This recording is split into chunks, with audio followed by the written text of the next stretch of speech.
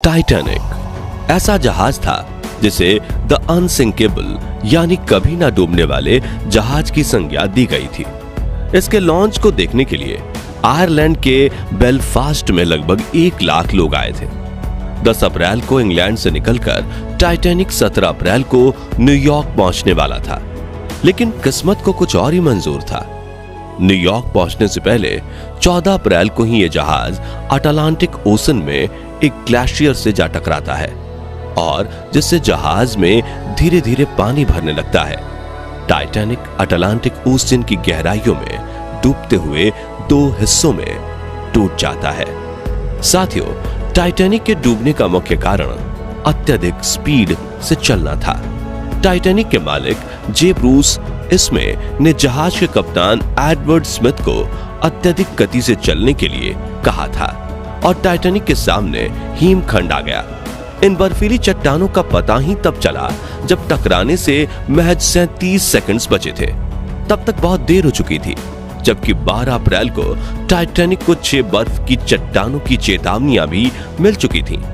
ऐसा माना जाता है कि जिस हिमखंड से टाइटैनिक टकराया था वह समुद्री सतह से 100 फीट ऊपर था। बाकी समुद्र के भीतर हिमखंड की लंबाई 200 से 400 फीट रही होगी। शायद कप्तान को लगा कि बर्फ की चट्टान यानी आइसबर्ग आने पर जहाज मुड़ जाएगा, लेकिन बदकिस्मती से जहाज बहुत बड़ा था और रडार छोटा था। बर्फ की चट्टान आने पर वह तेज गति के कारण समय पर नहीं मुड़ पाया और चट्टान से जा टकराया, जिससे जहाज के आगे के हिस्से में छेद हो गए और टाइटैनिक में धीरे धीरे पानी भरने लग गया।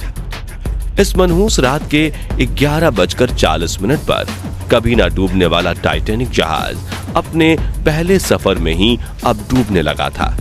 साथियों, इस समय आलीशान जहाज में सवार 2224 पैसेंजर्स के मन में क्या चल रहा होगा, इसका तो हम अंदाजा भी नहीं लगा सकते। खैर, अब बारी थी जहाज में खड़ी जीवन रक्षक नौकाओं की। जल्दी से इन जीवन रक्षक नौकाओं में क्रू मेंबर्स द्वारा सभी यात्रियों को बैठाकर टाइटैनिक को अपने हाल में छोड़कर निकलना था, लेकिन जहाज की क्षमता के अनुसार 64 जीवन रक्षक नौकाओं के स्थान पर सिर्फ 20 नौकाएं ही थीं, जिस वजह से लगभग 700 लोगों की जान बच सकी। हैरानी की बात तो यह है कि रूल्स के हिसाब से टाइटैनिक जैसे बड़े जहाज पर कम से कम 32 लाइफ बोट होनी चाहिए थी, लेकिन मेकर्स के लिए तो यह जहाज अनसिंकेबल था और इसी ओवर कॉन्फिडेंस की वजह से सिर्फ 20 लाइफ बोट के साथ ही टाइटैनिक को रवाना कर दिया गया। फिर भी ऐसा क्या हुआ कि इन नौकाओं में क्षमता से कम ही लोग बिठाए गए। पहली नौका में तो केवल 28 लोग थे, जबकि जगह उसमें 65 लोगों की थी।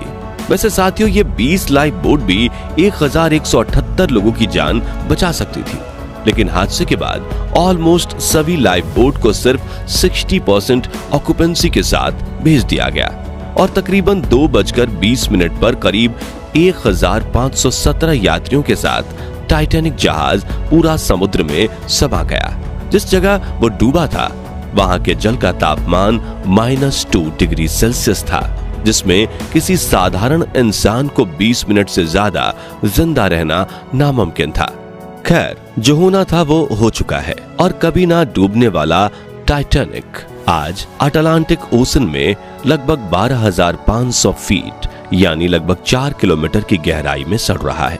दोस्तों, टाइटैनिक जहाज कैसे डूबा था ये तो सबको पता है, लेकिन उस जमाने में दुनिया का सबसे बड़ा और आलीशान माने जाने वाले जहाज को आज तक समुद्र के अंदर से क्यों नहीं निकाला गया, जबकि हमारी साइंस और टेक्नोलॉजी इतनी एडवांस है, जिसका कारण जानकर आप हैरान हो जाएंगे। टाइटैनिक के डूबने के बाद से ही इसके रैकर्स यानी मलबे की तलाश जारी थी, लेकिन उस समय लिमिटेड टेक्नोलॉजी होने की वजह से लगभग 73 सालों तक टाइटैनिक के अवशेष का कोई सुराग नहीं मिला।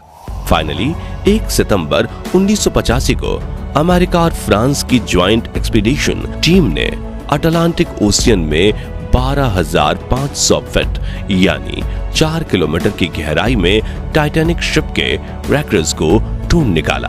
इस एक्सपीडिशन टीम का नेतृत्व American navy officer Robert Ballard कर रहे थे। जब टाइटैनिक को ढूंढा गया तब पूरी दुनिया में हलचल मच गई। लोग उस दिन का इंतजार करने लगे जिस दिन टाइटैनिक को समुद्र से बाहर निकाला जा सके। टाइटैनिक के प्रति लोगों की दिलचस्पी और ज्यादा तब बढ़ गई जब 1998 में टाइटैनिक फिल्म रिलीज हुई। इस फिल्म के बाद तो पूरी दुनिया के लोग डेस्परेटली ये चाहने लगे कि टाइटैनिक को समुद्र की गहराइयों से निकाला जाए, लेकिन ढूंढे जाने के 38 साल बीत जाने के बावजूद आज भी टाइटैनिक को नहीं निकाला गया है। ये जहाज आज भी उसी जगह पर है जहां वो 110 साल पहले हादसे के बाद पहुंच गया था। अब सवाल ये है कि आखिर टाइटैनिक को अब तक समुद्र के बाहर क्यों नहीं निकाला गया? तो चलिए जानते हैं इस सवाल का भी जवाब। टाइटैनिक को निकालने का सबसे पहला ऑप्शन तो यही हो सकता है कि जिस मॉडर्न टेक्नोलॉजी का उपयोग करके आज के समय में ज्यादातर शिप wreckage को पानी के अंदर से निकाला जाता है, उसी टेक्नोलॉजी का उपयोग करके टाइटैनिक को भी निकाला जाए। लेकिन ऐसा नहीं किया जा सकता क्योंकि पानी के अंदर टाइटैनिक जहाज सिंगल पीस में नहीं है, बल्कि यह डूबने के दौरान ही 2 टुकड़ों में टूट चुका था। टाइटैनिक के दोनों टूटे हुए टुकड़े एक दूसरे से 600 मीटर की दूरी पर हैं। इस वजह से जिस टेक्नोलॉजी का उपयोग करके दूसरे जहाज बाहर निकाले जाते हैं, उस टेक्नोलॉजी से टाइटैनिक को बाहर नहीं निकाला जा सकता। टाइटैनिक को बाहर निकालने का एक ऑप्शन हाई टेक सबमरीन्स और पावरफुल मैग्नेट्स हो सकती हैं, लेकिन इसमें भी कई दिक्कतें सामने आने की संभावना है। सबसे पहली दिक्कत है टाइटैनिक का वजन, जो लगभग 52,310 टन है। दूसरी दिक्कत यह है कि टाइटैनिक समुद्र की अत्यधिक गहराई में मौजूद है, जहां का प्रेशर इतना अधिक होता है कि अगर उस गहराई से 1 स्क्वायर फुट के आकार वाली किसी चीज को बाहर निकाला जाए तो इसके लिए भी लगभग 352 किलो फोर्स की जरूरत पड़ेगी। अब आप खुद सोच सकते हैं कि 52,310 टन वाले टाइटैनिक को निकालने के लिए कितनी ज्यादा फोर्स की जरूरत पड़ेगी। अनफॉर्चुनेटली इस दुनिया में अब तक इतनी पावरफुल सबमरीन या मैग्नेट डेवलप नहीं हुई है जो भारी भरकम टाइटैनिक को बाहर निकाल सके। आज भले ही टाइटैनिक को टेक्नोलॉजी की मदद से बाहर निकालने की बात की जाती है, लेकिन पहले कई बार वैज्ञानिक इसे जुगाड़ टेक्नोलॉजी से भी बाहर निकालने के बारे में सोच चुके हैं।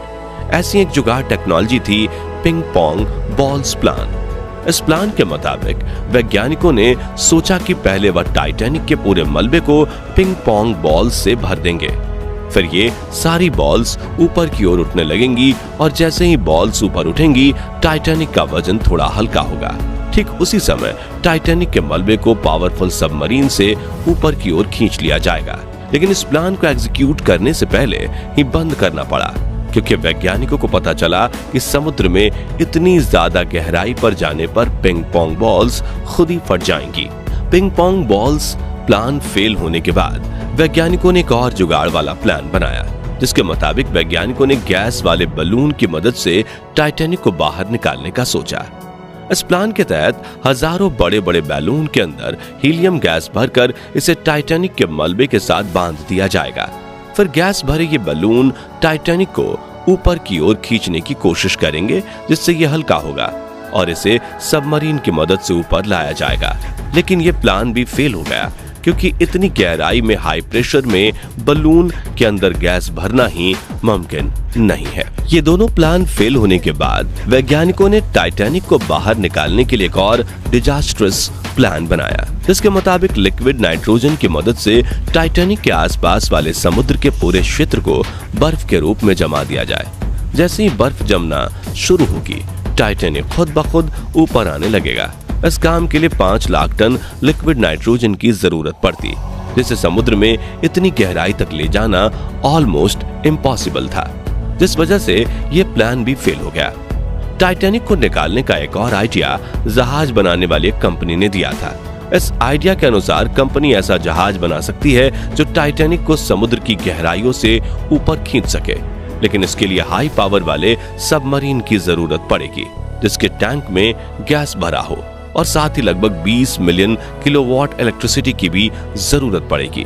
इतनी ज्यादा इलेक्ट्रिसिटी के लिए पूरा इलेक्ट्रिक पावर प्लांट बनाना पड़ता, जो कि बीच समुद्र में मुमकिन नहीं होने वाला था। तो इस आइडिया को भी ठंडे बस्ते में डाल दिया गया। वैसे टाइटैनिक को बाहर निकालने के ये सारे प्लान्स बस आइडिया ही थे। एक्चुअल में इसे निकालने को लेकर कभी कोई सीरियस प्लान बना ही नहीं, क्योंकि टाइटैनिक को बाहर निकालना एक बेहद ही खर्चीला मिशन साबित हो सकता है, जिसमें $50 मिलियन तक का खर्च हो सकता है। इतना खर्च करके टाइटैनिक को निकाला तो जा सकता है, लेकिन निकालने वाली कंपनी को इसका कुछ फायदा नहीं मिलेगा। अगर वो इसे किसी म्यूजियम में भी रखते हैं तो भी इससे होने वाली कमाई से खर्च की रिकवरी होने में सदियां बीत जाएंगी। टाइटैनिक का मलबा 1985 में मिला था और 1986 में ही अमेरिका ने टाइटैनिक मैरीटाइम मेमोरियल एक्ट पास करते हुए इस मलबे को अपनी जगह से निकालने पर प्रतिबंध लगा दिया था। इस कानून के रहते हुए किसी भी कंपनी ने टाइटैनिक को निकालने की सीरियस कोशिश नहीं की। इसके अलावा अमेरिका और यूनाइटेड किंगडम के बीच एक इंटरनेशनल ट्रीटी भी है जो कमर्शियल गेन के लिए टाइटैनिक का उपयोग करने या इसे बाहर निकालने को प्रतिबंधित करता है। यूनेस्को ने भी टाइटैनिक को under water protected heritage site घोषित कर रखा है, जिस वजह से कोई भी इंसान किसी भी तरीके से इसे नुकसान पहुंचाने की कोशिश नहीं कर सकता। इस सब के बावजूद अगर कोई टाइटैनिक को निकालने की कोशिश करता है तो भी उसे निराशा ही हाथ लगेगी, क्योंकि लगभग 110 सालों से समुद्र की गहराई में पड़े होने की वजह से टाइटैनिक अब काफी कमजोर हो चुका है। बाहर निकालने की कोशिश में ये टुकड़ों में टूट जाएगा और टाइटैनिक को निकालने की कोशिश करने वालों के हाथ में इसके कुछ टुकड़ों के अलावा और कुछ नहीं आएगा। वैसे आपको बता दें कि टाइटैनिक धीरे धीरे खत्म भी हो रहा है। मेटल ईटिंग बैक्टीरिया धीरे धीरे इसे खत्म कर रहे हैं और 250 तक टाइटैनिक का अस्तित्व समुद्र की गहराई से हमेशा के लिए खत्म हो जाएगा। साथियों, आपको क्या लगता है, हमें टाइटैनिक को समुद्र की गहराइयों से बाहर निकालना चाहिए या फिर इसे ऐसे ही पानी में पड़े रहने देना चाहिए? अपना जवाब कमेंट बॉक्स में जरूर शेयर कीजिएगा। उम्मीद है आपको आज की ये वीडियो पसंद आई होगी। अगर हाँ तो इसे लाइक और शेयर जरूर करें। साथ ही चैनल को सब्सक्राइब और फेसबुक पेज को फॉलो करना ना भूलें। धन्यवाद।